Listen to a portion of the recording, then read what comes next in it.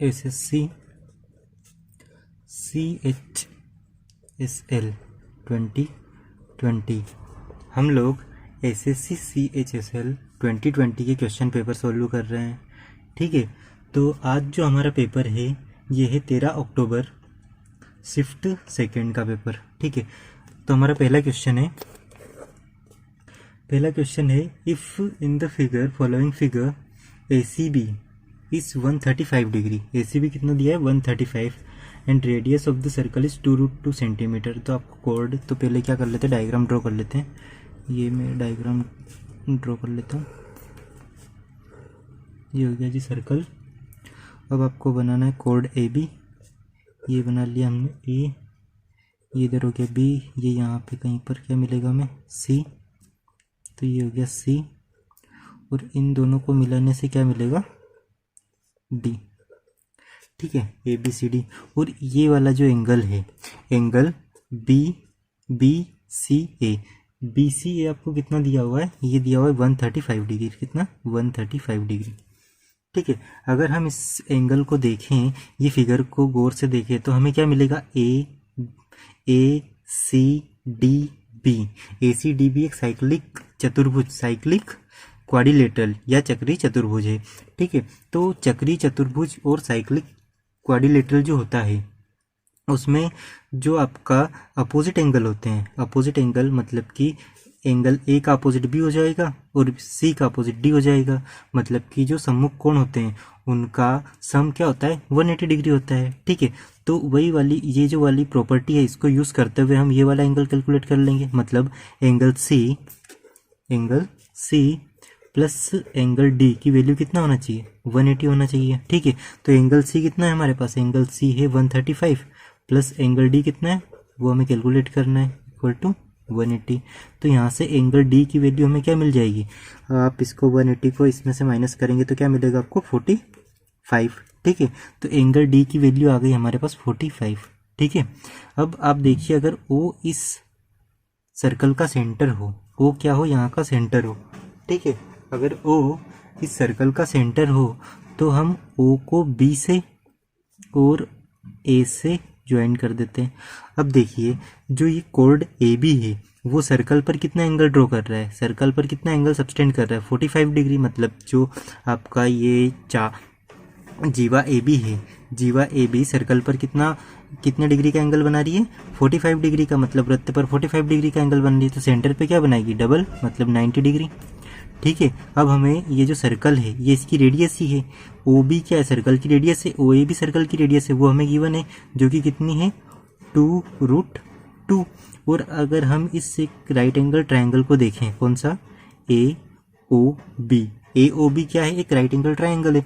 अगर इस right angle triangle को देखें तो ये कैसा राइट एंगल ट्रायंगल है, ये एक आइसोसेलेस राइट एंगल ट्रायंगल है जिसमें जो साइड OB और OA वो दोनों इक्वल है, और जो वो इसका हाइपोटेन्यूज है BA वो हमें कैलकुलेट करना है। तो हम यहाँ पे पाइथागोरस थ्योरम को अप्लाई करते हैं, तो हमारे पास AB की वैल्यू आ जाएगी। तो 2√2 का होल स्क्वायर प्लस 2√2 का whole square is equal to AB का होल स्क्वायर। ठीक है, इसको सिंप्लीफाई कर लेते हैं तो हमें क्या मिल जाएगा, हमें ये जो AB की वैल्यू वो मिल जाएगी। तो इसको सिंप्लीफाई करेंगे आप, तो ये कितना हो जाएगा 4 इंटू 2, ये हो जाएगा जी 8 प्लस ये भी हो जाएगा 8, और ये मिलेगा आपको AB स्क्वायर।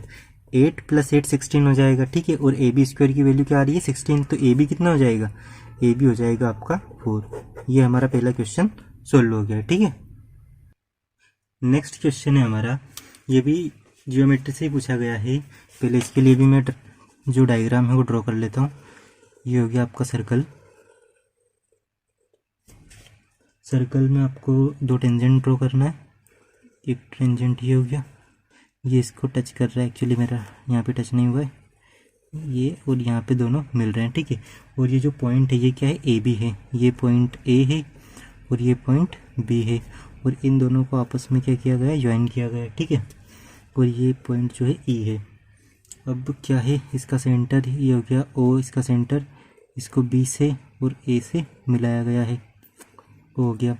और यहाँ पे कहीं पे हमें पॉइंट C दिया हुआ है, जिसको भी ओ से मिलाया गया है, और ये पॉइंट डी है, उसको भी ये सी और ये डी, सी और डी को आपस में ज्वाइन किया गया है, तो ये हमने ज्वाइन कर दिया। ठीक है, अब आपको बोला गया है कि इफ़ द कोड ए बी जो कोड है वो क्या कर रहा है, double the angle that is subtended by कोड सी डी।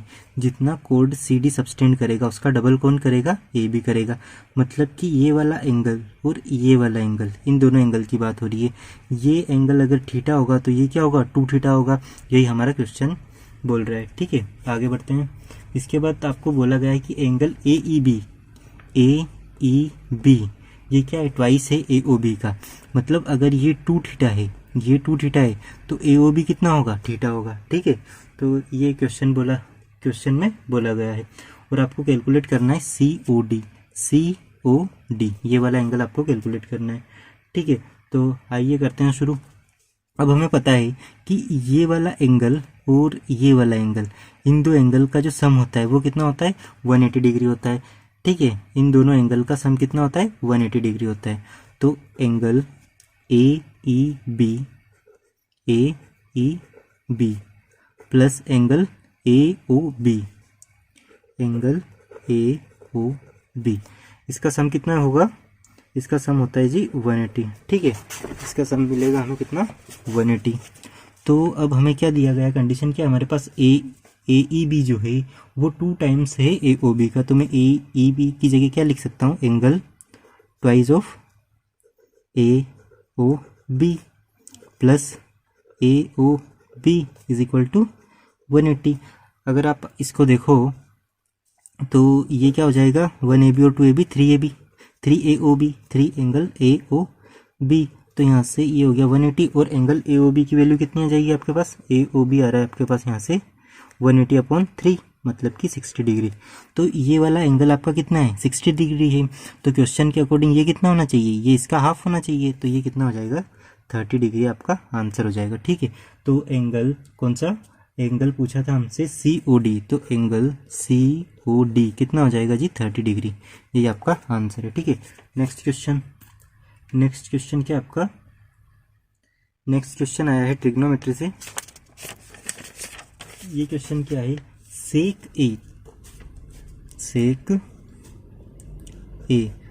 ए की वैल्यू कितना गिवन है आपको, √11/3, मतलब सेक ए की वैल्यू दिया है करनी 11/3।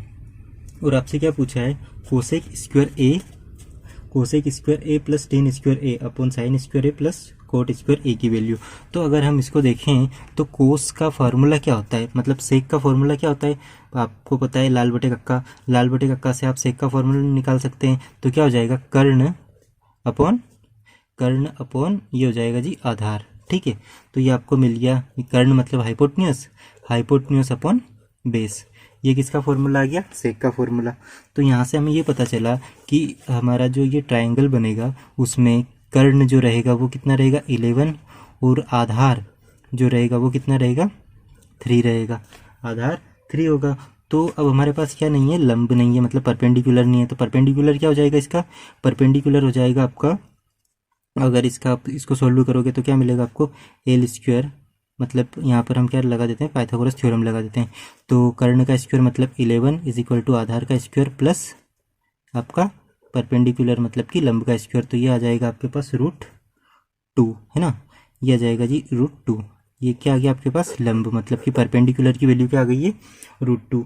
अब आपसे पूछा है कोसेक स्क्वायर ए प्लस टेन स्क्वायर ए, कोसेक स्क्वायर ए कितना हो जाएगा, कोसेक स्क्वायर ए, तो कोसेक स्क्वायर क्या हो जाएगा, लंब बटा कर्ण क्या होता है आपका साइन, तो कर्ण बटा लंब। कर्ण कितना है आपके पास, कर्ण है आपके पास √11।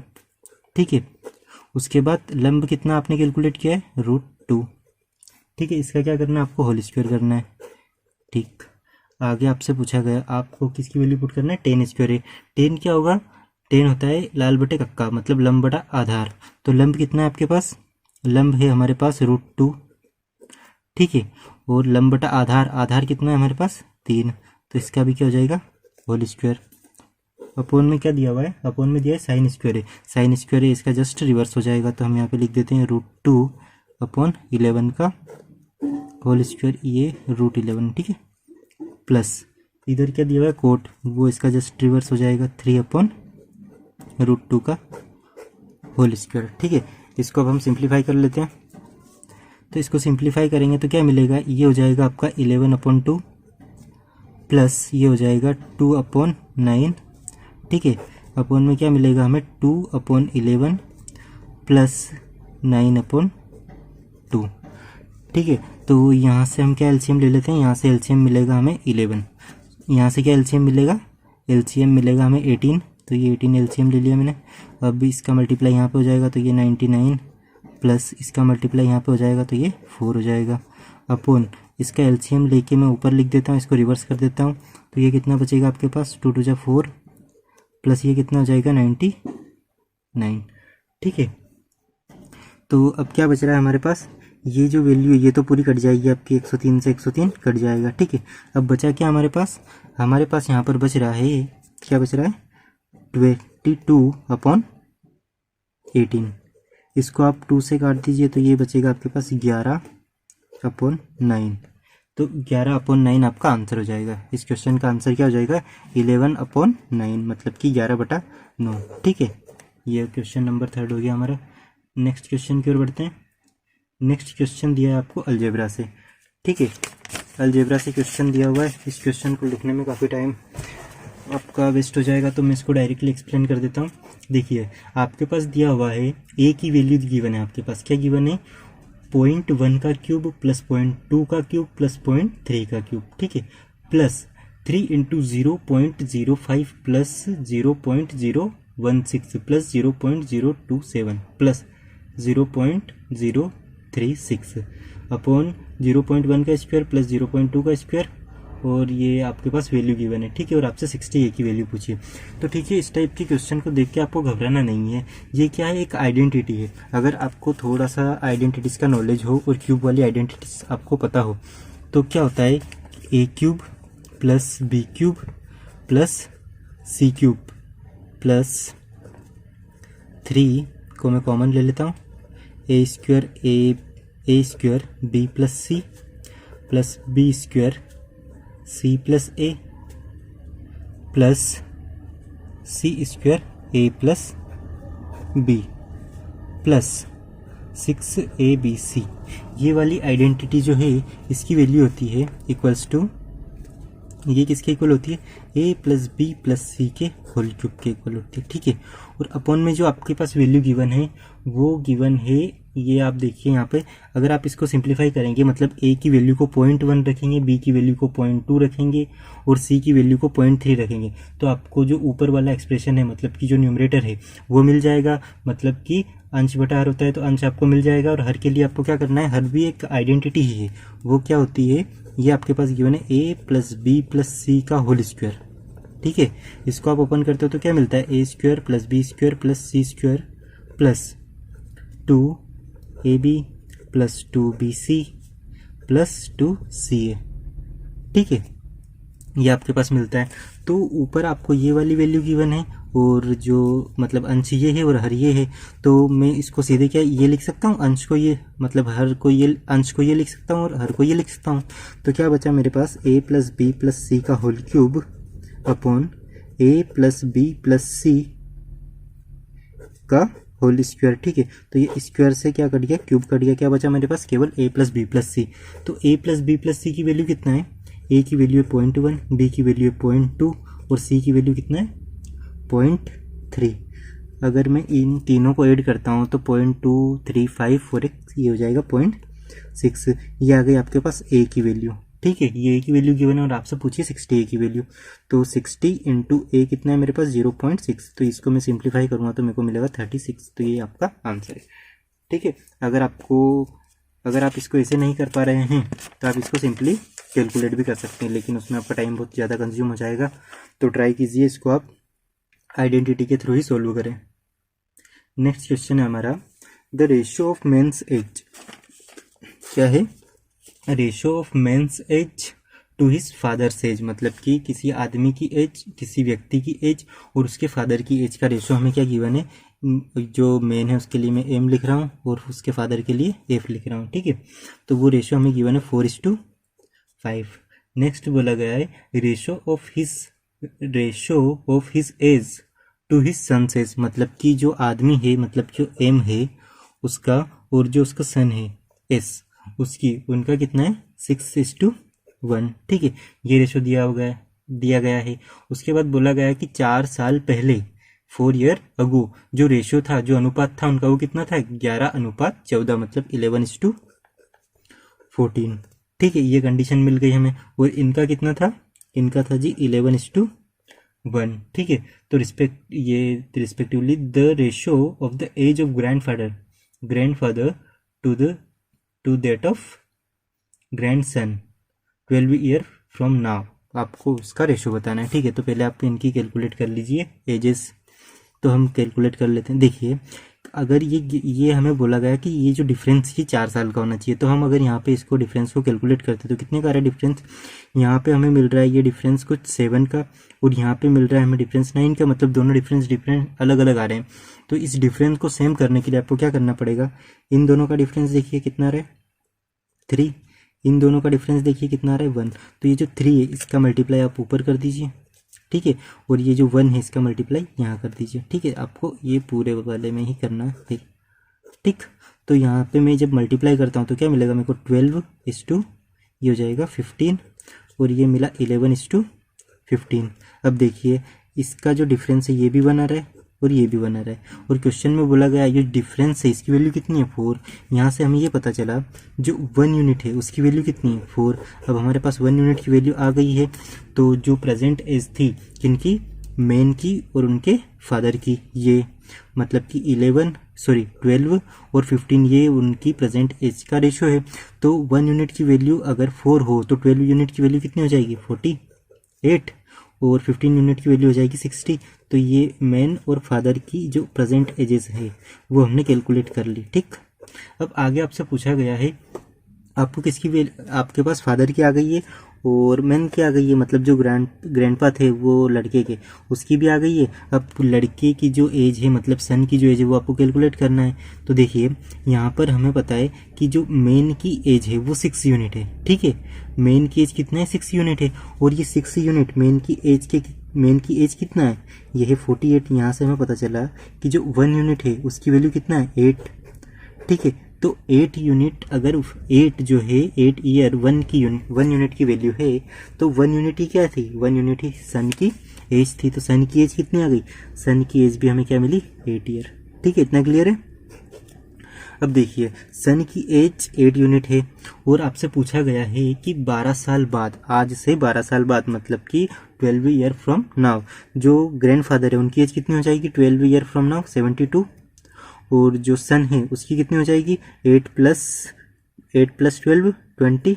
ठीक है, ये रेशो आ गया, इसको सोल्व कर लेते हैं, सिंप्लीफाई कर दें, इसको 4 से काट दीजिए आप, तो ये 18 टाइम्स और ये 5 टाइम्स। ठीक है, तो आपका आंसर आ रहा है जी 18:5। ठीक है, ये क्वेश्चन भी सोल्व हो गया हमारा। आगे की ओर बढ़ते हैं।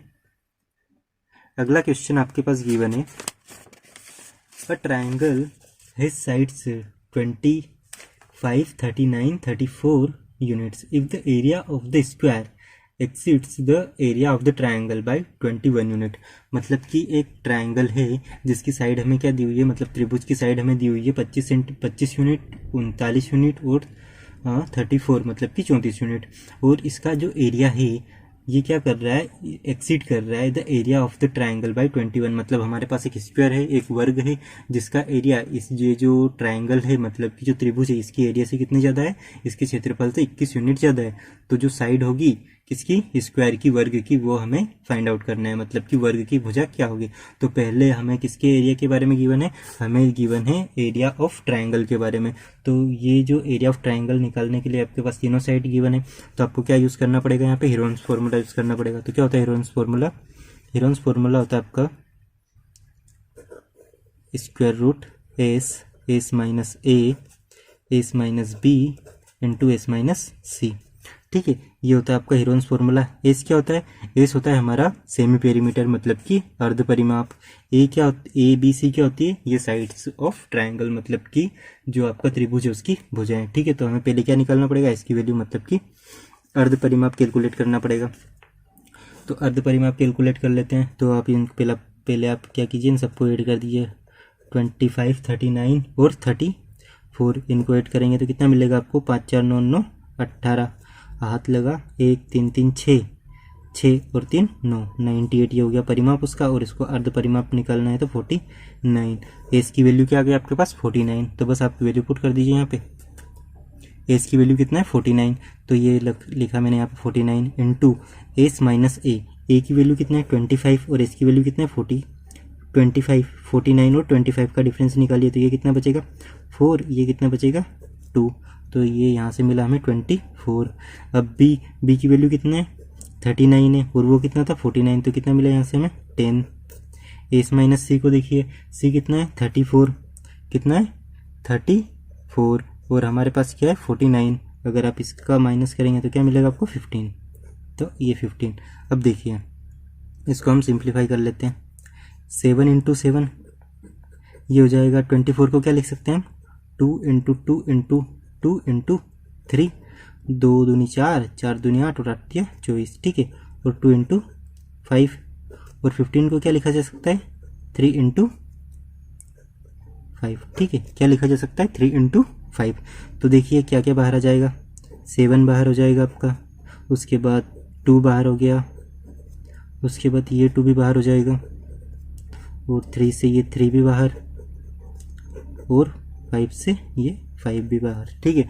तो अब इसका मल्टीप्लाई कर लीजिए, ये आपका ट्रायंगल का एरिया हो जाएगा, मतलब कि त्रिभुज का एरिया, ठीक है। मल्टीप्लाई कर देते, 15 ये कितना हो जाएगा? 3 पंजे 15, दूनी 30, दूनी 60, और 60 का मल्टीप्लाई आप किससे करेंगे? 7 से। 60 का मल्टीप्लाई 7 से करेंगे तो कितना होगा? 6 7 42, इतना ही होता है ना? 1 मिनट। 3 पंजे 15, 15 दूनी 30, और 30 दूनी 60, और 60 गुना 7, 60 इंटू 7, मतलब कि 36 और 42, 420। कितना आ रहा है जी? 420, या करेक्ट 420। ये आ गया आपका एरिया किसका? ट्रायंगल का। अब आपसे बोला गया है जो स्क्वायर है उसका एरिया, मतलब कि जो वर्ग है उसका एरिया, ये 420 से कितना ज़्यादा है? 21 यूनिट ज़्यादा है। तो ये 21 यूनिट कर दिया है ज़्यादा मैंने, तो कितना बना मेरे पास? 441, ठीक है। कितना बना? 441। और ये जो 441 है ये किसका एरिया है? अगर किसी वर्ग की साइड ए हो तो ये उसका एरिया हो जाएगा, ठीक है। तो यहाँ पर साइड अगर ए है तो एरिया कितना आ रहा है? 441। तो ए की वैल्यू क्या आ जाएगी हमारे पास? 21, ठीक है। तो यही आपका आंसर हो गया। नेक्स्ट क्वेश्चन, अगला क्वेश्चन है हमारा, तो आपको डिविजिबिलिटी रूल से क्वेश्चन पूछा गया है कि कौन सा नंबर है, मतलब कि कौन सा नंबर, क्या मतलब कि ये जो 36 से डिविजिबल हो जाए, ये नंबर में हम क्या वैल्यू रखें कि ये 36 से डिविजिबल हो जाए। क्या है क्वेश्चन? 59 A 44 एंड B, ठीक है। इसको आपको डिवाइड करना है 36 से। तो A प्लस बी की वैल्यू क्या होगी? मतलब आप इस नंबर को अगर कंप्लीटली डिवाइड कर दो तो a प्लस बी की वैल्यू क्या होगी? तो उसके लिए पहले आपको a और b की वैल्यू चाहिए, तो उसके लिए आपको क्या चेक करना पड़ेगा? 36 से इसकी डिविजिबिलिटी चेक करना पड़ेगी। तो 36 से जो विभाजिता का रूल होता है, मतलब विभाजिता का नियम होता है, वो क्या बोलता है कि 36 मतलब कि 6 इंटू 6, मतलब कि 6 से डिवाइड होना चाहिए नंबर। 6 से मतलब कि 6 का क्या होता है? 6 बोलता है कि उसको 2 और 3 दोनों से ही डिवाइड होना पड़ेगा। अगर 2 और 3 दोनों से वो डिवाइड हो रहा है कोई भी नंबर, तो वो क्या होगा आपका? 6 से डिविजिबल रहेगा, ठीक है। तो इस नंबर को 2 से डिविजिबल होने के लिए b की वैल्यू क्या होना चाहिए? इवन नंबर होना चाहिए। क्वेश्चन बोल रहा है कि हमें मैक्सिमम वैल्यू लेना है, ठीक है। तो b की मैक्सिमम वैल्यू कितना हो जाएगी जी? 8 हो जाएगी, ठीक है। उसके बाद 8 भी हो सकती है, 6 भी हो सकती है, और 4 भी हो सकती है। वो ऑप्शन पे डिपेंड करेगा कि हमारे पास ऑप्शन किस टाइप से गिवन है। उसके बाद अब आपको 3 से डिविजिबिलिटी चेक करनी है। डिविजिबिलिटी ऑफ 3 क्या बोलता है कि ये जो डिजिट हैं इन सबका सम वो आपका 3 से डिवाइड होना चाहिए। तो देख लेते हैं, ये हो जाएगा 5 + 9 कितना हो गया? 5 + 9 हो गया 14, 18, 22, ठीक है। कितना हो गया? 22। और हम यहाँ पर कितनी वैल्यू इसकी ले रहे हैं? 8। तो ये हो गया जी 30, ठीक है। 30, ये 22 हो गया था, 22 + 8 30, ठीक है। क्या आ रहा है? 30। अब 30 तो 3 से डिविजिबल है। अब हम कौन सा बड़ा से बड़ा नंबर लें a की वैल्यू कि हमारा जो नंबर है वो क्या हो जाए? 3 से डिविजिबल हो जाए। तो हमको क्या चाहिए? मैक्सिमम वैल्यू चाहिए। तो हम यहाँ पे 9 भी ले सकते हैं a की वैल्यू। बी की वैल्यू तो ये आ गई, ए की वैल्यू हम क्या ले सकते हैं, 9 ले सकते हैं, 6 ले सकते हैं, ठीक है। 9 लेंगे हम तो ये 39 हो जाएगा, 39 भी 3 से डिविजिबल है, और अगर 6 लेते हैं तो 36 हो जाएगा, वो भी आपका किससे डिविजिबल है, 3 से डिविजिबल है। तो अब देखिए आपके पास जो ऑप्शन गिवन है वो 14, 16, 10 और तो मैक्सिमम नंबर अगर आप इन दोनों को अगर लेते हैं ए और बी की वैल्यू, तो इससे सम कितना आ रहा है, इससे सम बन रहा है आपका 17, जो कि ऑप्शन में अवेलेबल नहीं है। तो अब हम इसको ले लेते हैं और इसको लेके देखते हैं, तो क्या आ रहा है हमारे पास 14, तो 14 आपके पास गिवन है, यही आपका आंसर हो जाएगा, ठीक है। तो ये क्वेश्चन को करने के लिए आपको डिविजिबिलिटी रूल का पता होना चाहिए। नेक्स्ट क्वेश्चन, अगला क्वेश्चन जो है ये इस टाइप के क्वेश्चन करने के लिए आपको क्या करना पड़ेगा, आपको वैल्यू पुटिंग या ऑप्शन मेथड यूज़ करना पड़ेगी, ठीक है। तो आप यहाँ पर क्या कीजिए, वैल्यू पुट करके देखिए। पहले आप थीटा की वैल्यू क्या लीजिए, 45 लीजिए, तो उसको चेक कीजिए क्या होगा। और एक्चुअली क्या है, मेरे को आंसर पता है, तो मैं यहाँ पे आपको सीधे आंसर जो है वो बता देता हूँ कि हम थीटा की वैल्यू जब 35 लेंगे, सॉरी 35 के 30 लेंगे, 30 डिग्री लेंगे, तो ये सोल्व हो जाएगा। तो कैसे होगा मैं आपको सोल्व करके बता देता हूँ। 1 प्लस साइन 30 की वैल्यू क्या हो जाएगी, साइन 30 की वैल्यू होती है 1/2, ठीक है, माइनस कोस 30 की वैल्यू क्या होती है आपके पास, कोस 30 की वैल्यू रहेगी √3/2 अपॉन 1 प्लस, अच्छा अब तो केवल साइन चेंज है तो आप ऐसा ही लिख दीजिए इसको, √3/2, ठीक है, प्लस यहाँ पर आपके पास गिवन है 1 प्लस साइन 30, 1 प्लस साइन 30, अच्छा यही वाला जो है ऊपर लिखा हुआ है और ये वाला नीचे, तो ठीक है हम एज इट इज लिख देते हैं इसको, 1 plus 1/2 plus √3/2 upon 1 plus 1/2 minus √3/2, ठीक है। इसको सॉल्व कर लेते हैं। इसको अगर हम सॉल्व करते हैं तो हमें क्या मिलेगा, हम क्या करते हैं पूरी इक्वेशन को 2 से डिवाइड कर देते हैं, 2 से मल्टीप्लाई कर देते हैं, इसको भी 2 से मल्टीप्लाई कर देते हैं। तो 2 से मल्टीप्लाई करने पर ये मिलेगा 2 + 1 माइनस √3, ठीक है। अब 2 से मल्टीप्लाई किया तो इधर भी 2 से मल्टीप्लाई करना पड़ेगा, नीचे भी, तो यहाँ पर भी कर देते हैं 2 + 1 प्लस √3 मिला, यहाँ पर भी कर देते हैं 2 + 1 प्लस √3 मिला, यहाँ पर भी 2 + 1 माइनस √3। इसको सॉल्व कर लेते हैं। ये कितना हो गया, 3 माइनस √3, 3 माइनस √3 अपॉन 3 प्लस √3, ठीक है, प्लस 3 प्लस √3 अपॉन 3 माइनस √3, ठीक है। ये हमारे पास वैल्यू आ गई है। अब देखिए इसको सिंप्लीफाई कर लेते हैं हम, ये वैल्यू को सिंप्लीफाई कर लेते हैं। इसका मल्टीप्लाई यहाँ पे करेंगे, इसका मल्टीप्लाई यहाँ पे होगा, तो ये बनेगा हमारा 3 माइनस √3 का होल स्क्वायर, तो उसको सीधे मैं क्या लिख सकता हूँ, 9 प्लस 6 √3 प्लस 3, ये सा लिखा जा सकता है। इसको भी, सॉरी ये माइनस हो जाएगा क्योंकि हम माइनस वाली आइडेंटिटी ओपन कर रहे हैं, और ये तो सेम हो जाएगा, लेकिन यहाँ पे क्या रहेगा, प्लस रहेगा, 6 √3 प्लस 3 अपॉन, एक बार प्लस में लिखा है एक बार माइनस में लिखा है, तो इंडिविजुअली स्क्वायर कर दीजिए, तो 9 माइनस 3, ठीक है। इसको अब हम सॉल्व कर लेते हैं। अब देखिए ये जो 6 √3 है ये पॉजिटिव है और ये नेगेटिव, तो ये तो कट गया हमारा। 9 + 9 कितना हो गया, 18 + 3 21 + 3 24, क्या रहा है 24, ठीक है। नीचे कितना बचा, 6, इसको काट देंगे तो कितना आएगा हमारे पास, 4, ठीक है, 4 आ रहा है। और आपके क्वेश्चन में आप देख सकते हैं वैल्यू सेटिस्फाई कर रही है, तो 4 आ गया, ठीक है।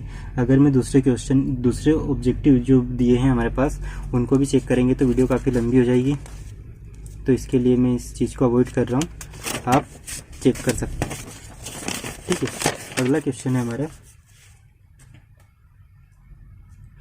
स्फेयर, एक स्फेयर है, is placed in a cube, एक क्यूब में क्या रखा हुआ है, एक स्फेयर रखा हुआ है। आप इमेजिन कीजिए एक रूम है आपका, उसमें क्या रखा है आपने, उसमें रखा है कि स्फेयर एक बड़ा सा गोला रखा हुआ है, ठीक है। सो देट वो जो गोला है वो क्या कर रहा है, जो आपकी रूम है उस रूम की हर दीवार को टच कर रहा है। तो मैं 2D में एक्सप्लेन करने की कोशिश करता हूँ आपको। ये मान लीजिए आपका एक रूम है, ठीक है, और ये है गोला, ठीक है, ये 2D डायग्राम बनाया मैंने, ठीक है। तो ये सारी दीवार को टच कर रहा है। अगर ऐसा होता है तो ये जो ये साइड है, ठीक है, ये साइड जो है वो उसके डायमीटर के इक्वल होगी। यहाँ से मैं आपको ये क्लियर करना चाहता था, ठीक है, इतना क्लियर है। तो मैं मान लेता हूँ कि जो डायमीटर, ये जो आपका स्क्वायर है, मतलब कि यहाँ पे स्क्वायर नहीं, आपके पास क्या दिया हुआ है, स्फेयर और क्यूब दिया हुआ है। क्यूब जो है, क्यूब की साइड जो है वो मैं कंसिडर कर लेता हूँ 2, ठीक है। क्यूब की साइड कितना है, 2। और अगर क्यूब की साइड ट्यूब है 2 है, तो जो आपका ये सर्कल है, मतलब कि ये जो वृत्त है, मतलब जो गोला है, वो गोले की त्रिज्या कितनी, उसका डायमीटर मतलब कि व्यास कितना हो जाएगा, वो भी 2 ही हो जाएगा। तो हमें तो उसकी त्रिज्या, हम किस में इंटरेस्टेड है, उसकी त्रिज्या में। तो त्रिज्या क्या हो जाएगी, 1 हो जाएगी, ठीक है। तो इससे एक्स और वाई को भी लेके आप सोल्व कर सकते हैं, लेकिन वैल्यू अगर आप पुट करोगे तो काफ़ी कॉम्प्लेक्स आपका क्वेश्चन हो जाएगा। तो उस कॉम्प्लेक्सिटी को अवॉइड करने के लिए हमने 2 और 1 लिया है, ठीक है।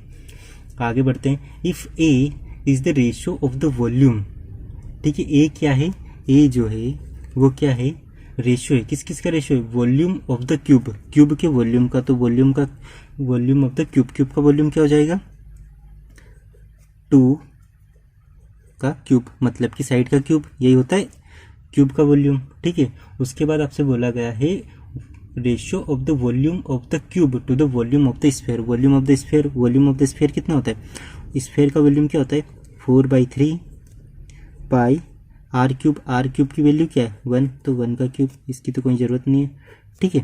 तो इसको सिंप्लीफाई कर लेते हैं। तो ए की वैल्यू आएगी आपके पास 8 अपॉन ये 3 ऊपर चले जाएगा इंटू 3, और ये 4 एंड पाई नीचे रह जाएगा। तो इसको मैं काट देता हूँ 2 बार। तो क्या बचा हमारे पास, 6 अपॉन पाई। ये किसकी वैल्यू आ गई आपके पास, ए की वैल्यू आ गई। आगे क्वेश्चन में बोला गया है एंड बी, अच्छा बी भी है, बी की वैल्यू कितना गिवन है, बी की वैल्यू आपके पास गिवन है, B is the ratio of surface area of sphere. Sphere का सरफेस एरिया निकालिए। सरफेस एरिया कितनी सरफेस होती है, 6 सरफेस होती है। एरिया क्या होता है, ए स्क्वायर मतलब कि 2 स्क्वायर मतलब कि 4, ठीक है। उसके बाद क्या बोला है, to the surface area of the cube. अब क्यूब का सरफेस एरिया निकालिए। सरफेस एरिया क्या, एक minute, B is the ratio of surface area of the sphere. अच्छा, सरफेस एरिया ऑफ स्फेयर, पहले आपको स्फेयर का सरफेस एरिया लेना है। तो स्फेयर का सरफेस एरिया क्या हो जाएगा आपका, 4/r square, 4/3 pi are square, ठीक है, 4/3 पाई स्क्वायर, ठीक है। ये क्या हो गया आपका सरफेस का एरिया हो गया, ये इसका सरफेस एरिया हो गया किसका, स्फेयर का। अब आपको सरफेस एरिया निकालना है क्यूब का, तो अपोन में क्यूब का सरफेस एरिया कर दीजिए। क्यूब का सरफेस एरिया क्या हो जाएगा, 6 इंटू ए स्क्वायर, ये हो गया, ठीक है। तो 4 से 4 हमारा कट जाएगा। सॉरी, ये जो सरफेस एरिया का फॉर्मूला मैंने 3 लिखा है, 3 नहीं आता उसमें, ठीक है। ये केवल होता है 4πr स्क्वायर। क्या होता है, जो आपका स्फेयर होता है उसका सरफेस एरिया क्या होता है, 4πr स्क्वायर, 4πr स्क्वायर, ठीक है, 4πr स्क्वायर। और r की वैल्यू हमने क्या रखी है, 1, तो ये भी 1 हो गया। यहाँ से हमें क्या मिला, b की वैल्यू मिली हमें π/6, ठीक है। क्या मिली, π/6। अब आपसे पूछा है तो ए बी की वैल्यू क्या होगी, then value of A B. तो ए बी, ये वैल्यू आ गई आपके पास, ए की वैल्यू है आपके पास 6/6 और ये बी की वैल्यू है π/6। अब जब इनका मल्टीप्लाई करेंगे तो क्या हो जाएगा, 6/π इंटू π/6, ये 6 से ये कट जाएगा, ये से कट जाएगा, और 1 हमारे पास आंसर आ जाएगा, ठीक है। Next question. अब देखिए अगला क्वेश्चन जो है उसमें आपसे पूछा गया है, फिगर आपके पास गिवन है और आपको क्या बोला गया है, फिगर आपके पास गिवन है और आपसे पूछा गया है कि ये जो क्वाड्रिलेटरल है इसका एरिया क्या होगा, ठीक है। तो ये क्वाड्रिलेटरल, चलो मैं फिगर ड्रॉ कर देता हूँ आप लोगों के लिए। ये कुछ इस टाइप से हमें फिगर गिवन है, ये दोनों साइड को मिलाया गया है, ठीक है। और ये A P Q B C and D, ठीक है। ये 10 है तो ये भी 10 होगा। और क्या गिवन है, ये इतना 5 है, ये भी 5 है, और ये अगर 5 है तो ये भी 5 होगा, ठीक है। और ये पूरा कितना है, ये तो 20 हो जाएगा आपका। अब देखिए यहाँ पर आप देखें, और ये एंगल आपके पास गिवन है 45, और ये राइट एंगल ट्रायंगल है, ये भी कितना है 45, ठीक है। तो अगर हम इस पूरे क्वाड्रिलेटरल का अगर एरिया निकालें तो पहले हम क्या कर लेते हैं, इसका एरिया निकाल लेते हैं इतने इतने पोर्शन का। तो ये कितना हो गया हमारा 10 इंटू 10, क्या हो गया 10 इंटू 5, सॉरी 10 इंटू 5, ये लेंथ हो गई, ये ब्रेथ हो गई। 10 इंटू 5 कितना हो गया 10 इंटू 5 50। ये कितना एरिया आ गया हमारे पास, ये इतना वाला, ठीक है। ये अब हमारे पास है ये सेम डायमेंशन के दो ट्रायंगल, ठीक है। तो सेम डायमेंशन के हैं दोनों, तो 2 इंटू मतलब 2 है इसलिए 2 से इंटू कर देंगे। और जो एरिया होता है ट्रायंगल का वो क्या होता है half, base into height, base 5, height भी 5, 5 इंटू 5, 2 से 2 गेट्स कैंसिल आउट, ये कितना हो गया 25। तो ये वाले एरिया, ये वाला जो एरिया है ये कितना आया हमारा 50, और ये वाला एरिया और ये वाला एरिया ये कितना आया 25।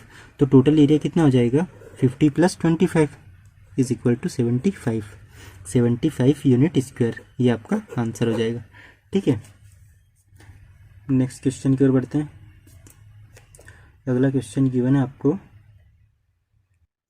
अगला क्वेश्चन है आपके पास कि अगर ये नंबर हैं और ये कैसे नंबर है, ये सीरियल नंबर है जो कि सीक्वेंस में अपीयर होते हैं, ठीक है। तो अगर सीक्वेंस में होंगे तो ये जो रहेगा ये 1 नंबर पे रहेगा, 1 प्लेस पे रहेगा, ये सेकेंड, ये थर्ड, ये फोर्थ, ये फिफ्थ, ये सिक्स्थ, ये सेवन्थ, ये एट्थ, ये नाइन्थ और ये 10th, ठीक है। ये हो जाएगा इनका सीरियल नंबर, ठीक है। अब आपसे पूछा गया है कि अगर इनके सीरियल नंबर को, मतलब कि इनकी जो ये प्लेस वैल्यू है ये सीरियल नंबर है, इनको हम क्या कर दें ऐड कर दें ये नंबर से, तो हमें जो इनका नए नंबर का एवरेज मिलेगा वो 55 मिलेगा, ठीक है। तो हमें ए और बी की वैल्यू क्या करना है कैलकुलेट करना है, average of the missing number, मतलब ए प्लस बी का एवरेज हमें कैलकुलेट करना है। चलिए सोल्व करते हैं। तो क्या बोला गया है कि इनको ऐड करना है, ठीक है ऐड कर लेते हैं। 24 में एक ऐड करेंगे तो कितना हो जाएगा, ये हो जाएगा 25 प्लस ये हो जाएगा 47, अभी मैं इसको स्किप कर देता हूँ। इन दोनों को ऐड कर लेते हैं, ये हो जाएगा 39 प्लस इन दोनों को ऐड कर लेते हैं तो ये कितना हो जाएगा आपका 64 प्लस इन दोनों को ऐड करेंगे तो ये कितना हो जाएगा आपका 89, इन दोनों को ऐड करेंगे तो कितना हो जाएगा, इन दोनों को ऐड करेंगे तो पहले 4 और फिर 3 मतलब कि 53 प्लस इसको फिर स्किप कर देते हैं अभी, और ये 38 प्लस 84 प्लस यहाँ पर कितना है 3 और यहाँ पर 8, तो ये हो गया 11 प्लस ए प्लस बी, ठीक है। हो गए सारे नंबर 8। चलो अब कर लेते हैं सॉल्व इसको। 5 7 12, 12 और 9 कितना हो गया 21 और 4 25, 25 और 9 कितना हो जाएगा 34 और 3 37 और 8, 37 और 8 45 हो गया, 45 और 4 49, 45 और 4 49 होगा, 49 और 1 50 और 10 कितना हो जाएगा 50 और 10 60, एक मिनट की कुछ गड़बड़ आ रहा है। 7 5 12, 12 और 9 कितना हो गया 39 हो गया, 12 और 9 कितना हो गया 39 हो गया, 39 सॉरी 7 5 12, 12 और 9 21 और 4 25, 34 34 3 37, 37 3 5 45, 45 और 8 49, 49 और 1 कितना हो गया 50, ठीक है। ये लिखा है मैंने 50 का 0 और 5 आया हमारे पास कैरी, ठीक है। 2 4 6 6 3 9, 9 और 6 15, 15 और 8 23, 23 और 5 28, 28 और 3 कितना हो गया 31, 31 और 8 39 और 1 40 और 5 45, तो ये आया आपके पास 450 मतलब 450 प्लस ए प्लस बी अपॉन ये टोटल डेटा कितना था 10 है और इनका एवरेज कितना दे रखा है 55, ठीक है। तो अब इसको सोल्व कर लेते हैं। तो ए प्लस बी की वैल्यू आ जाएगी हमारे पास, अगर आप इसको यहाँ पे मल्टीप्लाई करेंगे तो 550 ये इधर आ जाएगा minus 450 is equal to A plus B. तो ए प्लस बी की वैल्यू हमारे पास आ रही है 100, ये तो ए प्लस बी की वैल्यू है। अगर हमें इनका एवरेज निकालना होगा तो हमें इसको 2 से क्या करना पड़ेगा डिवाइड करना पड़ेगा, ए प्लस बी बाई 2, इसको 2 से डिवाइड करेंगे तो 50 आ जाएगा और 50 हमारा करेक्ट आंसर है, ठीक है। नेक्स्ट क्वेश्चन, अगला क्वेश्चन है हमारा A plus B. A plus B की वैल्यू आपके पास गिवन है, ए प्लस बी की वैल्यू गिवन है 8, ये ए प्लस बी इसकी वैल्यू कितना है 8 है, और A plus A square B plus B plus A B square, इसकी वैल्यू आपके पास गिवन है, कितना गिवन है 128। ठीक है, चलो सॉल्व कर लेते हैं, और आपसे ए क्यूब प्लस बी क्यूब की वैल्यू पूछी है। ठीक है, कैलकुलेट कर लेते हैं। तो अगर हम इसको थोड़ा सा, ये ब्रैकेट लगा दिया क्या मैंने, सॉरी ये ब्रैकेट नहीं है, ओके। अब देखो, अगर हम ए प्लस बी को साथ में लिखते हैं, कोई प्रॉब्लम है नहीं है, ठीक है। ये ए स्क्वायर बी और ए बी स्क्वायर में से क्या कॉमन आ रहा है, यहाँ से ए बी कॉमन आ रहा है, तो इसको लिख सकते हैं हम ए प्लस बी। ठीक है, और इसकी वैल्यू कितना है 128। अगर हम यहाँ पर ए प्लस बी की वैल्यू पुट कर दें तो हमें ए बी की वैल्यू मिल जाएगी। ठीक है, तो ए प्लस बी की वैल्यू कितनी है 8 plus A B plus 8 is equal to 128। इसको हम सिंप्लीफाई करेंगे तो जो ए बी की वैल्यू आएगी हमारे पास वो कितनी आएगी, ये 8 इधर जाके माइनस हो जाएगा 120, फिर ये जो 8 ये मल्टीप्लाई में इसके साथ, तो ये इधर जाके डिवाइड हो जाएगा, 120 अपॉन 8 कितना होता है 15। तो ये ए बी की वैल्यू कितनी आ गई हमारे पास 15 आ गई है। ठीक है, आगे बढ़ते हैं। फिर आपसे पूछा गया है ए क्यूब प्लस बी क्यूब की वैल्यू क्या होगी, ए क्यूब प्लस बी क्यूब। तो A cube plus B cube का फॉर्मूला क्या होता है, ए क्यूब प्लस बी क्यूब होता है आपका ए प्लस बी, ठीक है, A plus B plus A plus B का होल स्क्वायर, ठीक है, माइनस 3ab। ये फ्रेम से बाहर हो गया थोड़ा सा, ये हो गया फ्रेम में आ गया। ठीक है, ये होता है फॉर्मूला आपका। अब ये फॉर्मूले में हम वैल्यू को क्या कर देते हैं, पुट कर देते हैं। तो क्या था A cube plus B cube, तो A cube plus B cube as it is बराबर A plus B. A plus B की वैल्यू क्या थी 8 इंटू ए प्लस बी का होल स्क्वायर, मतलब कि 8 का whole square 64 minus 3ab। A B, तो ए बी की वैल्यू कितना है 45 नहीं है 15 है ना। ठीक है, तो इसको सिंप्लीफाई कर लेते हैं, 8 ये हो जाएगा 64 माइनस 45।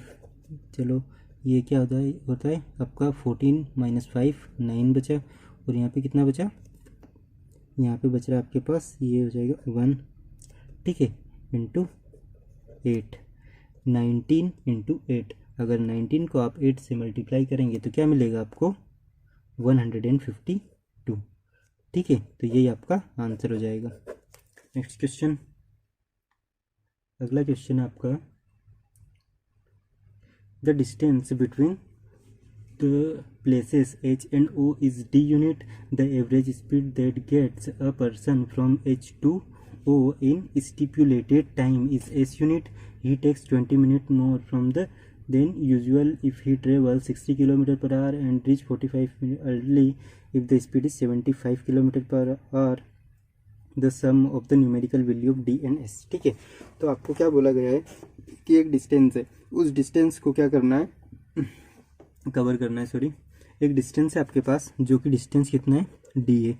उस डिस्टेंस को जब आप 60 की स्पीड से कवर करते हो तो आप कितना मिनट लेट हो जाते हो 20 मिनट। ठीक है, और जब उसी डिस्टेंस को आप 75 की स्पीड से कवर करते हो तो आप 44 मिनट पहले पहुंच जाते हो।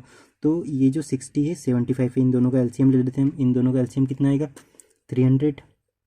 ठीक है, 300 इनका एलसीएम हो गया। अब आप इसको सॉल्व कर लीजिए। तो अगर 60 की स्पीड से 300 किलो, मतलब 60 की स्पीड से 300 किलोमीटर की डिस्टेंस को ट्रेवल करना है तो कितना टाइम लगेगा 5 घंटे का, और अगर इससे करना है तो कितने का टाइम लगेगा 4 घंटे का। अब क्वेश्चन के अकॉर्डिंग उसमें जो डिफरेंस आ रहा है, यहाँ पे हमारा डिफरेंस कितना आ रहा है 1 आवर का। क्वेश्चन के अकॉर्डिंग देखिए, जब भी आपको एक कंडीशन में क्या हो रहा है, एक कंडीशन में आप पहले पहुंच रहे हो और दूसरी कंडीशन में आप लेट हो रहे हो, तो मतलब कि दोनों अलग अलग कंडीशन है। तो इस टाइप के क्वेश्चन में आपको क्या करना होता है, दोनों को ऐड करना होता है। तो यहाँ पे भी वही हो रहा है। तो 20 + 64, 20 + 60 कितना हो जाएगा 24, मतलब कि 24 मिनट का डिफरेंस आ रहा है। तो हमारे पास 1 आवर मतलब कि 60 मिनट जो है वो 64 के इक्वल है। ठीक है, मतलब 1 यूनिट की वैल्यू क्या आ गई हमारे पास यहाँ से 64/60। ठीक है, अगर 1 यूनिट की वैल्यू ये है तो हमने जो डिस्टेंस क्या अभी हमने क्या सपोज किया है 300, तो 300 की वैल्यू क्या हो जाएगी 300 यूनिट की वैल्यू हो जाएगी आपके पास 300 × 64/60। इसको कट कर दीजिए आप, ये कितनी बार कट जाएगा 5 टाइम्स, तो इसको आप मल्टीप्लाई करेंगे तो आपको क्या मिलेगा 320। 320 क्या आ गई, ये है आपकी डिस्टेंस। ठीक है, तो डिस्टेंस आपने कैलकुलेट कर लिया। अब आपसे क्वेश्चन में और पूछा गया है एस मतलब कि आपको स्पीड भी कैलकुलेट करना पड़ेगी।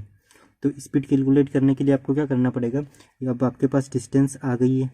ठीक है, डिस्टेंस आ गई है और आपको स्पीड कैलकुलेट करना है, तो उसको कितना टाइम लगेगा, अगर आपके पास टाइम हो तो आप उसको इजीली कैलकुलेट कर सकते हो। ठीक है, तो देखिए हम टाइम कैलकुलेट करने की कोशिश करते हैं।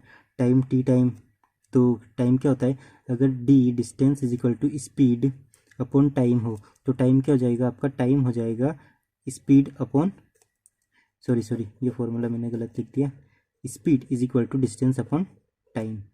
ठीक है, speed is equal to distance upon time, तो टाइम क्या हो जाएगा आपका, डिस्टेंस अपॉन स्पीड। तो डिस्टेंस कितना है 320 और स्पीड हम मान लेते हैं कि वो 60 से कवर करेगा। तो 60 से जब वो कवर करता है तो टाइम में क्या डिफरेंस मिलता है उसको, कि अगर उसका ये जो एग्जैक्ट स्पीड है उस स्पीड से चले तो मान लो वो एक्स टाइम पे पहुंच रहा है। लेकिन यहाँ पे क्वेश्चन में क्या बोल रहा है कि 20 मिनट ज़्यादा लेते हैं, 20 मिनट ज़्यादा हो गए, तो आप क्या कर दीजिए 20 मिनट कम कर दीजिए। जो भी ये आंसर है, ये भी जो भी आपका आंसर आएगा उसमें से 20 मिनट को कम कर दीजिए, तो ये आएगा आपका आवर्स में, तो इसलिए इसको भी घंटे में हम कन्वर्ट कर देते हैं। ठीक है, तो हमने क्या किया, इसको कन्वर्ट कर दिया। इसको सॉल्व कर लेते हैं तो हमारे पास यहाँ से टाइम आ जाएगा।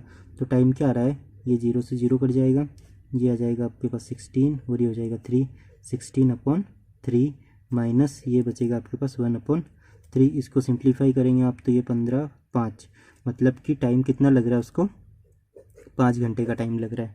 ठीक है, ये 5 घंटे का टाइम लग रहा है। अब ये 5 घंटे का टाइम कब लगता है उसको, जब वो जो उसकी स्पीड है उस स्पीड से जाएगा। ठीक है, तो वो स्पीड क्या है, उसको डिस्टेंस ट्रेवल करना है 320 मीटर का, ठीक 320 किलोमीटर का टाइम लग रहा है 5 घंटे का, तो स्पीड आप कैलकुलेट कर सकते हो, डिस्टेंस अपॉन टाइम। डिस्टेंस कितना है 320, टाइम कितना है 5, इसको आप डिवाइड कर दीजिए, कितना मिलेगा आपको 64 किलोमीटर पर आवर। ठीक है, तो ये आपका आंसर हो जाएगा। नेक्स्ट क्वेश्चन,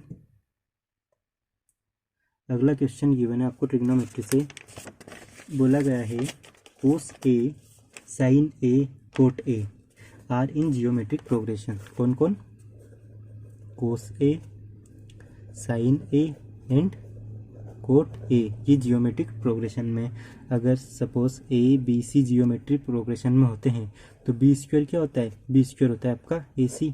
ठीक है, तो बस इसी फंडे को यूज़ करते हुए हम इस क्वेश्चन को सोल्व करेंगे। तो बी मतलब कि ये जो मिडिल वाला है वो मतलब sine square A is equal to क्या हो जाएगा, इन दोनों का multiply cos A into cot A. तो ये लिखा मैंने कोस ए, कोट ए को क्या लिख सकता हूँ, कोस ए अपॉन साइन ए लिखा जा सकता है। ठीक है, साइन को यहाँ मल्टीप्लाई कर दीजिए, ये हो गया साइन क्यूब और इधर आ गया आपके पास कोस स्क्वायर ए। अब आपको जो वैल्यू चाहिए वो चाहिए 10 की रिस्पेक्ट में। ठीक है, तो आप क्या कीजिए, इसको साइन क्यूब से मल्टीप्लाई कर दीजिए दोनों साइड। तो मैंने ये यहाँ पर भी साइन क्यूब से मल्टीप्लाई कर दिया और यहाँ पर भी साइन क्यूब से मल्टीप्लाई कर दिया, तो ये मिला हमें 10 क्यूब ए। और यहाँ से क्या मिलेगा, यहाँ से इक्वल हो जाएगा आपके पास ये कोस स्क्वायर, तो एक मिनट, ये हो जाएगा, ये तो हो गया आपके पास 10 और ये हो जाएगा कोट स्क्वायर ए और कोसेक, सॉरी ये हमें क्या करना है, ये साइन है तो इसको 10 बनाना है, तो हमें किससे डिवाइड करना पड़ेगा, हमें इसे डिवाइड करना पड़ेगा कोस से। साइन क्यूब ए अपॉन कोस क्यूब ए। ठीक है, तो यहाँ पर भी कोस स्क्वायर ए अपॉन कोस क्यूब ए। ठीक है, तो ये हो गया आपके पास, कितना हो गया 10 cube A is equal to, यहाँ पे केवल क्या बचा आपके पास सेक ए। ठीक है, कोस स्क्वायर से कोस कट गया, 1 अपॉन कोस की वैल्यू सेक आ गई। इतना क्लियर है। अब देखिए आपके पास जो आपको कैलकुलेट करना है वो 10 की पावर 6 है, हम क्यूब तक तो आ गए, 10 की पावर 6 पे पहुंचना है हमें, तो क्या करना पड़ेगा, इसका स्क्वायर कर देते हैं। जब दोनों साइड स्क्वायर करेंगे तो क्या मिलेगा हमें, 10 की power 6 A is equal to sec square A. ठीक है, अब हमें पता है सेक स्क्वायर क्या होता है, सेक स्क्वायर आपका होता है 1 प्लस 10 स्क्वायर ए। ठीक है, और ये 10 स्क्वायर को आप इधर ले आइए, 10 की पावर 6 ए माइनस 10 स्क्वायर ए, इधर क्या बचा आपके पास 1, तो 1 ही आपका क्या हो जाएगा, आंसर हो जाएगा। ठीक है, आ गया। नेक्स्ट क्वेश्चन की ओर बढ़ते हैं। अगला क्वेश्चन है हमारा, क्या है अगला क्वेश्चन? अगला क्वेश्चन है आपका, if the as of a cube is increased by 10%। एक क्यूब है, उसकी जो एज है उसको 10%, 10% का मतलब होता है 1/10। अब जब 10% आप इंक्रीज करोगे तो मतलब कि 10 पहले थी, तो अपन ने क्या कर दिया, आपने क्या कर दी, उसको 11 कर दी। ठीक है, तो उसके सरफेस एरिया में क्या चेंज आएगा, तो जो सरफेस एरिया होता है वो एज के डायरेक्टली प्रोपोर्शनल होता है। ठीक है, स्क्वायर के डायरेक्टली प्रोपोर्शनल होता है। तो 10 से 11 हुआ, एक बार और 10 से 11 हो जाएगा। ठीक है, तो ये अगर 100 थी तो कितनी हो गई, 121। अब आपसे पूछा गया है कि कितने परसेंट का उसमें क्या आया है, चेंजेस आया। तो चेंजेस कितना है, अगर पहले 100 हो तब क्या हो गई, 21 हो गई। ये 121 डिफरेंस कितने का है, 21 का है। किसकी रिस्पेक्ट में, 100 की रिस्पेक्ट में। इसको क्या बोलेंगे आप, इनटू अगर 100 करोगे तो क्या मिलेगा आपको, 21%। तो ये आपका आंसर हो जाएगा। नेक्स्ट क्वेश्चन क्या आपका, अगला क्वेश्चन है, इवेल्युएट 45 माइनस, ये आपके पास, चलो ठीक है, इसको हम डायरेक्ट सोल्व कर लेते हैं। तो क्या होगा, पहले आपको ऑफ को सोल्व करना है, लेकिन उससे भी पहले आपके पास छोटा ब्रैकेट दिया हुआ है, तो छोटा ब्रैकेट सोल्व कर लीजिए। 6.3 डिवाइडेड बाई 9, अगर आप इसको सोल्व करेंगे तो कितना होता है, ये हो जाएगा जी आपका 0.7।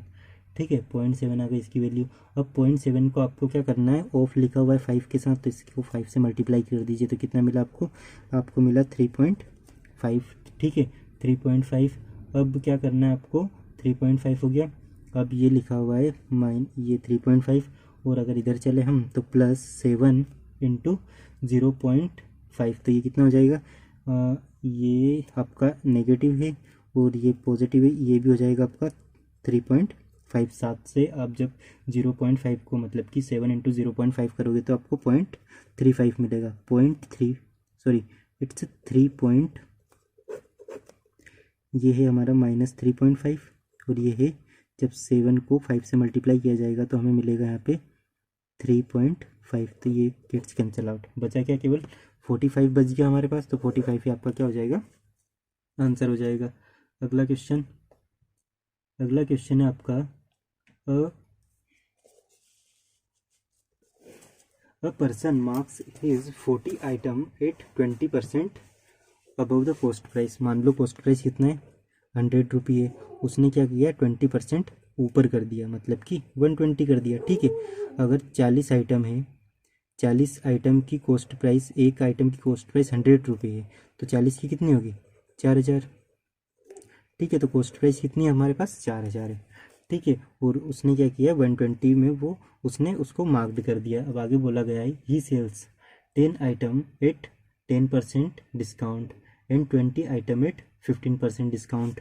मतलब कि जो 10 आइटम है उनको कितने के डिस्काउंट पर बेचा उसने, उसको 10% के डिस्काउंट, 10% के डिस्काउंट मतलब कि 120 का 10% का डिस्काउंट दे दिया, तो बेचा कितने में, 90% में बेचा होगा। 10% का डिस्काउंट दे दिया, 100 में से 90% बचा, तो इसका 90% कितना हो जाएगा, 108। तो यहाँ से उसको कितने रुपए मिले, 1080। ठीक है, आगे बोला गया है, एंड 20 आइटम्स को कितने, 20 आइटम्स को उसने बेचा कितने में, 15% के डिस्काउंट पर। 15% का डिस्काउंट मतलब कि 85% में बेचा होगा उसने, 120 का 85% अपॉन 100। ठीक है, तो ये 0 से ये 0 कैंसिल आउट हो जाएगी आपकी, और आप इसको 5 और इसको 6 कर दीजिए, और ये 17 हो जाएगा। तो 17 छक्का 102, 102। ठीक है, तो ये कितना मिलेगा आपको, 2040, 2040। ठीक है, 2040 रुपये। तो अब उसने क्या किया है, 30 आइटम उसने सेल कर दिए हैं, कितने रुपए में, 30 आइटम वो सेल कर चुका है ऑलरेडी, और उसने रुपए कितने कमा लिए हैं, 4।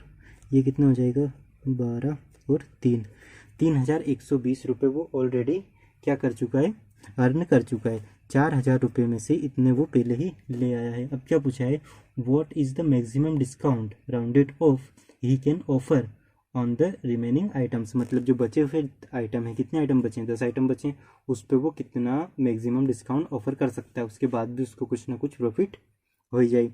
ठीक है, तो देखते हैं, 4000 का आइटम था, उसमें से 3120 रुपये तो वो खरीद मतलब कि वो कमा चुका है वापस से ले चुका है, बचा कितना, तो 4000 में से 3000 गई तो 1000 बची, उसके बाद 1000 में से 100 गई तो 900 बची, 900 में से 20 गई तो कितनी बची, 820, मतलब 880। ठीक है, 880 क्या बचा, 880। मतलब कि जो 10 आइटम बचे हैं वो कितने में बेचेगा, 880 रुपये में। अगर 10 आइटम को 880 में बेचेगा तो एक आइटम को कितने में बेचेगा, एक आइटम को बेचेगा वो 88 रुपये में। और उसने मार्क्ड कितना कर रखा है, उसने मार्क्ड कर रखा है 120।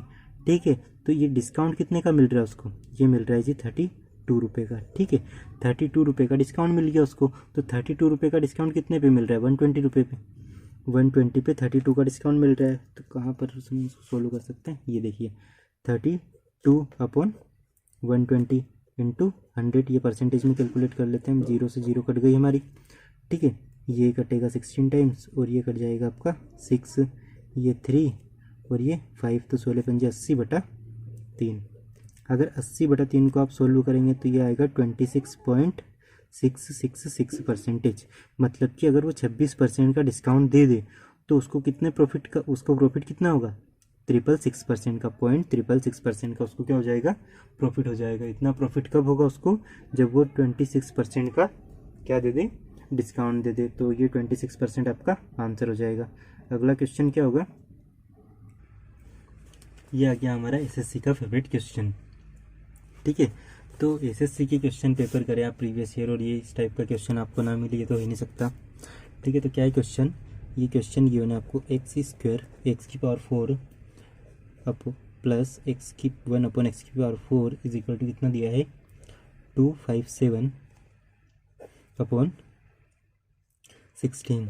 ठीक है, ये दिया है और आपसे क्या पूछा है, 8/13 इंटू x³ प्लस 1/x³। तो क्यूब में जाने से पहले आपको क्या फाइंड आउट करना पड़ेगा, आपको फाइंड आउट करना पड़ेगा x प्लस 1/x की वैल्यू। ठीक है, तो आपको यहाँ पे क्या लगाना पड़ेगा, रिवर्स अलजेब्रा। ठीक है, अगर ये x⁴ प्लस 1/x⁴ की वैल्यू ये है, मतलब कि 257/16, तो x² प्लस 1/x² की वैल्यू क्या हो जाएगी, इसमें 2 ऐड कर दीजिए और उसका स्क्वायर रूट निकाल दीजिए।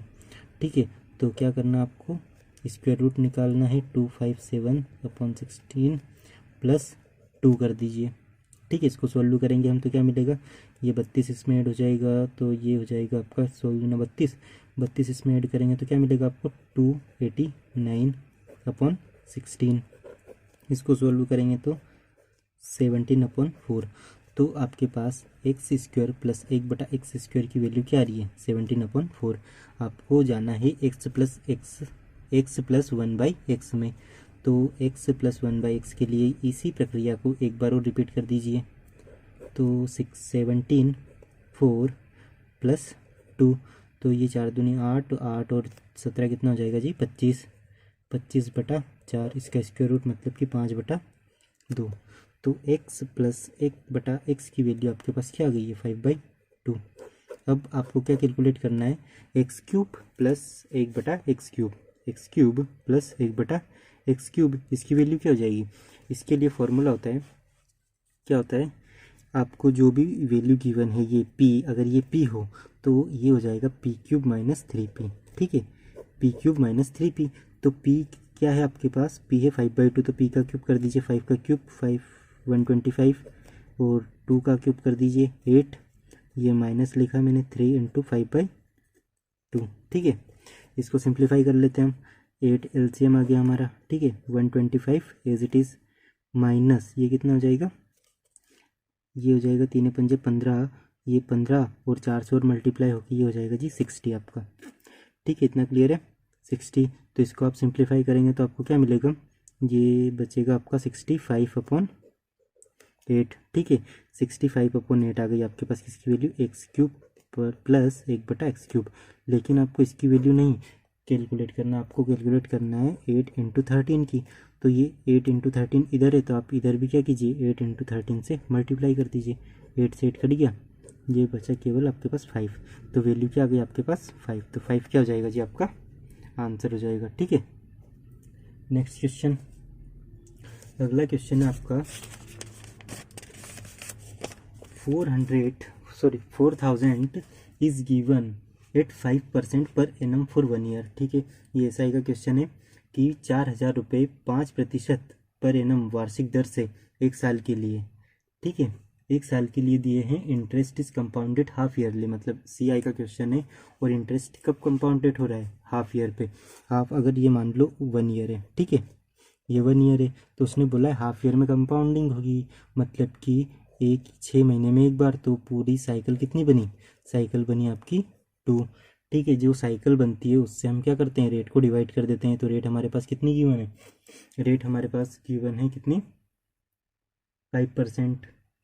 5% रेट गिवन है, तो 5 को आप 2 से डिवाइड कर दीजिए तो कितना मिलेगा आपको, 2.5। 2.5%, 2.5% को आप क्या लिख सकते हैं, 25/1000 ये लिखा जा सकता है। इसको अगर हम सोल्व करेंगे तो हमें मिलेगा 1/40। ठीक है, 1/40। क्वेश्चन के अकॉर्डिंग अगर 40 रुपये हों तो वो 6 महीने में कितने हो जाएंगे, 41। फिर अगर 40 हों तो अगले 6 महीने में 41 हो जाएंगे। तो ये हो जाएगा आपका 1600, और ये कितना हो जाएगा 4, 4 एकम 4, 4 एकम 4 और 4 8 और 4 चौक 16। मतलब अगर 1600 रुपये आपका प्रिंसिपल हो, 1600 रुपये मूलधन हो, तो 1681 रुपये 1 साल में ब्याज हो जाएगा। ठीक है, लेकिन हमारा जो मूलधन है वो कितना है, 1600 रुपये तो है ही नहीं, हमारा मूलधन कितना है, 4000 रुपये।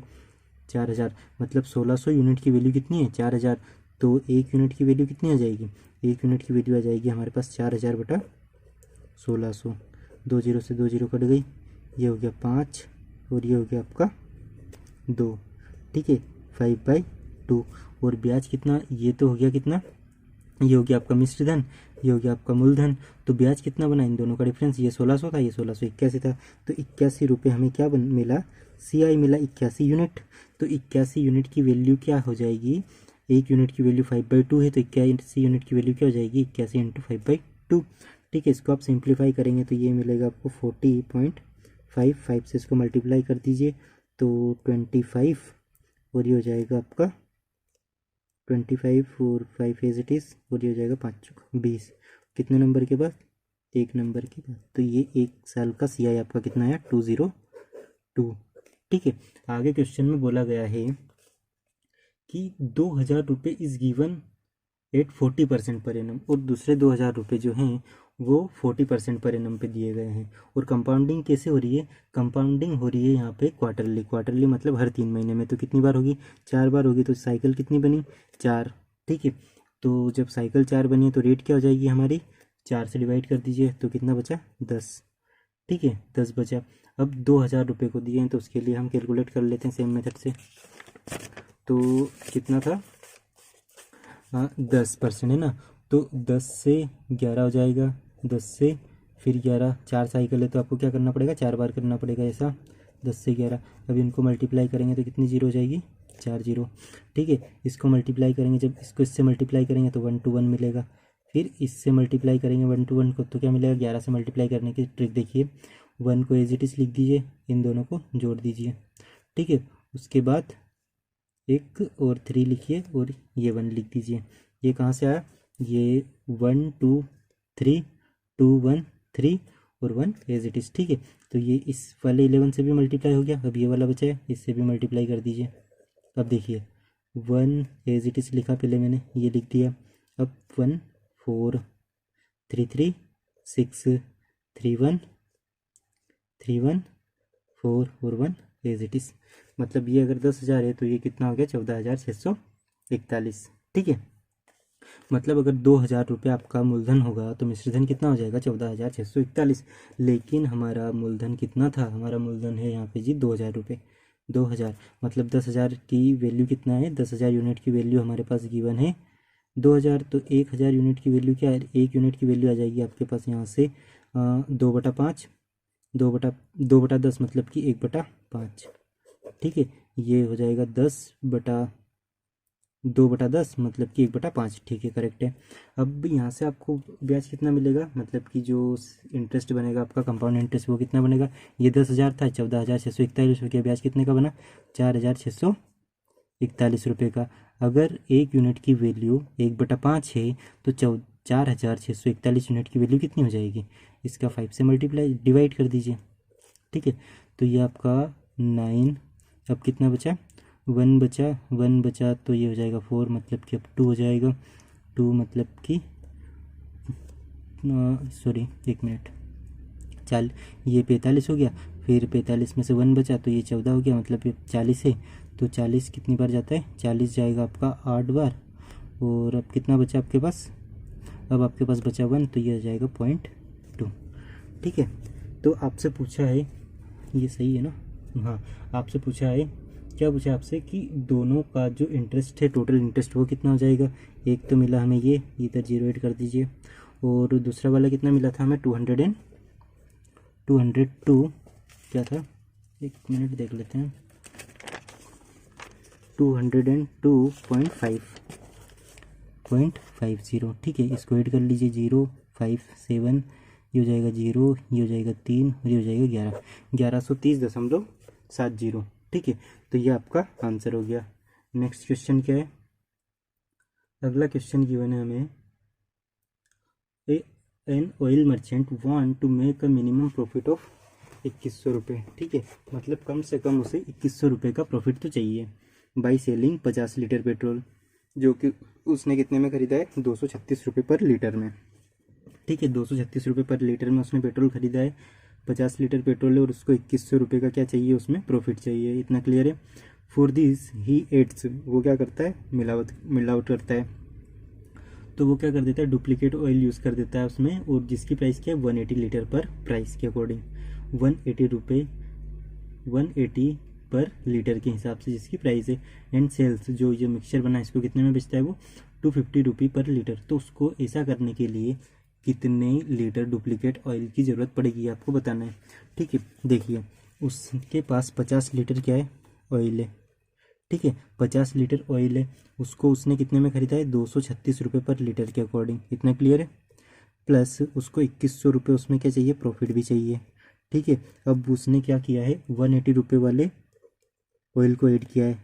ठीक है, जिसकी जो कितना ऐड किया है, मान लो एक्स किया है। ऐसा करने से, और इसके बाद वो सेल कितना करेगा, वो सेल कर रहा है 250 रुपये पर लीटर के अकॉर्डिंग। ठीक है, 250 रुपये पर लीटर के अकॉर्डिंग, तो कितना लीटर, 50 लीटर तो जो उसके पास था वो, और एक्स लीटर उसने जो मिलाया वो। ठीक है, तो ये हमारी इक्वेशन बन गई, इसको हम सॉल्व कर लेते हैं। 0 एज इट इज़ लिख दिया मैंने, अब इसको मल्टीप्लाई कर देते हैं हम। 5 छक्का 30 हो जाएगा हमारा, 3 पंजे 15 और 3 18 हो जाएगा, 5 दूनी 10 और 1 11, ये हो गया 11,800, प्लस ये हो जाएगा आपका 2100, प्लस ये तो 180 एक्स एज इट इज रहेगा। इसको सोल्व करेंगे तो ये हो जाएगा 125 and 00 as it is, plus 250 x. ठीक है, ये कितना है, 11,800, 11,800 में 11,800। ठीक है, 11,800 में आप 2,000 जोड़ेंगे तो कितना हो जाएगा, 13,000, और 100 जोड़ेंगे तो ये हो जाएगा 13,900। ठीक है, 13,900। अब ये जो 12,500 इसको इधर ले आइए, आप 12,500 को इधर ले आइए। उसके बाद 250 एक्स को वहीं पे रहने दीजिए, और 1 ये एक्स है, और 180 एक्स को उधर ले जाइए। इसको सोल्व कर लीजिए, 00, 9 में से 5 जाएगी तो कितनी बचेगी, 4। उसके बाद 9 में से ये 13, 1400, और इधर कितना बचा आपके पास, अराउंड 70 एक्स, 70 ही बचेगा ना। 0 15 में से या 70, तो एक्स की वैल्यू यहाँ से आप कितनी कैलकुलेट करेंगे, ये 0 से 0 एक तो कट जाएगी, 20। ठीक है, एक्स की वैल्यू क्या आ गई हमारे पास, 20। मतलब कि जो डुप्लीकेट ऑयल वो मिलाएगा उसको कितना मिलाने पड़ेगा, 20 लीटर उसको डुप्लीकेट ऑयल यूज़ करना पड़ेगा, तब जाके वो इतना प्रॉफिट वहाँ से क्या कर सकता है, कमा सकता है। अगला क्वेश्चन है हमारा, क्या है अगला क्वेश्चन, ये last question for this paper. A can finish a piece of work in certain number of time, मतलब ए कुछ काम, किसी काम को कोई निश्चित दिन में कर सकता है, ये बताया नहीं है कितने दिनों में कर सकता है। और बी जो है वो 45% नंबर ऑफ डेज ज़्यादा लेता है। मतलब हम मान लेते हैं कि ए उस काम को कितने में करता होगा, ए मान लो उस काम को 100 दिन में अगर करे, तो बी उस काम को 40% ज़्यादा, तो 45% ज़्यादा, तो 145 में करेगा, 145 डेज में करेगा। ठीक है, इतना क्लियर है, इसको इतना क्लियर है। अब इसको आप क्या कर लीजिए, इसको कर लीजिए, कट कर दीजिए, तो ये 50। ठीक है, और इसको कट करेंगे तो ये कितनी बार कटेगा आपका, ये आपका कितनी बार कटेगा जी, 4 से ये हो जाएगा आपका 20, 4 से 20 और 4 से ये कट जाएगा, 4 से ये कैसे कटेगा, सॉरी, ये हो जाएगा 50, सॉरी 5 से काट दीजिए इसको, 5 से काटेंगे तो ये हो जाएगा 20 और 5 से इसको काटेंगे तो ये हो जाएगा 29। ठीक है, तो ए और बी का रेशो कितना आ गया हमारे पास, ए और बी का रेशो आ गया हमारे पास 29। ठीक है, अब इनका एलसीएम ले लीजिए, एलसीएम कितना हो जाएगा आपका 580। ठीक है, मतलब टोटल वर्क अगर इतना हो तो जो ए है वो कितने दिन में करेगा, वो ए जो है वो 20 दिन में कर रहा है, तो उसकी स्पीड क्या रहेगी 29 की इफ़िशियंसी से वो करेगा। और अगर जो 29 है ये बी जो है ये 29 दिन में वर्क को कंप्लीट कर देगा, तो इसकी स्पीड क्या रहेगी, इसकी स्पीड रहेगी 20 की। ठीक है, ये इनकी इफ़िशियंसी निकाल ली हमने। अब आगे आपसे बोला गया है आपको कि दे वर्क टुगेदर, वो दोनों साथ में काम करते हैं कितने दिनों के लिए, 58 दिनों के लिए। तो साथ में काम करते वो करवा दीजिए 58 दिनों के लिए। तो अगर 58 दिनों के लिए दोनों साथ में काम करेंगे, ए 29 की इफ़िशियंसी के साथ काम करेगा और बी 29 की, तो टोटल कितनी हो जाएगी इनकी इफ़िशियंसी दोनों की, 8 हो जाएगी, जो कि 49 हो जाएगा। ठीक है, तो 58 दिन में कितना काम हो गया, 49 काम तो हो गया। उसके बाद कुछ काम और बच गया, तो कितना काम बचा, काम बचा आपका 29 डेज़ का, 29 डेज़ का काम बचा, उसको बी ने अकेले किया। तो बी ने कितने की स्पीड से किया था, 20 की रफ्तार से किया, तो ये उसका, ये यहाँ से हमें टोटल वर्क मिल जाएगा। ठीक है, तो ये जो टोटल वर्क आया है, इस टोटल वर्क को आपको किससे करवाना है, इसको ए से करवाना है। तो ए की रफ्तार क्या है आपकी, ए की रफ्तार है 29। ठीक है, तो ऊपर आपको 29 दिखाई दे रहा है, मेरे को 29 एक यहाँ पर दिखाई दे रहा है, यहाँ पर दिखाई दे रहा है, तो मैं 29 को क्या ले लेता हूँ, कॉमन ले लेता हूँ। तो 29 से 29 कट जाएगा, तो यहाँ पे क्या बचेगा मेरे पास, 2 × 49 प्लस 20। ठीक है, 2 × 49 प्लस 20 इतना ही बचेगा। अगर मैं इसको मल्टीप्लाई करता हूँ तो 98 प्लस 20 इज इक्वल टू क्या हो जाएगा आपका यहाँ पर, 98 प्लस 20 ये हो जाएगा जी 118। ठीक है, तो 118 दिन में कौन काम कंप्लीट कर देगा, जो ए है, ये 118 दिन में वर्क को कंप्लीट कर देगा। तो ये हमारा जो पेपर था वो कंप्लीट हो गया है।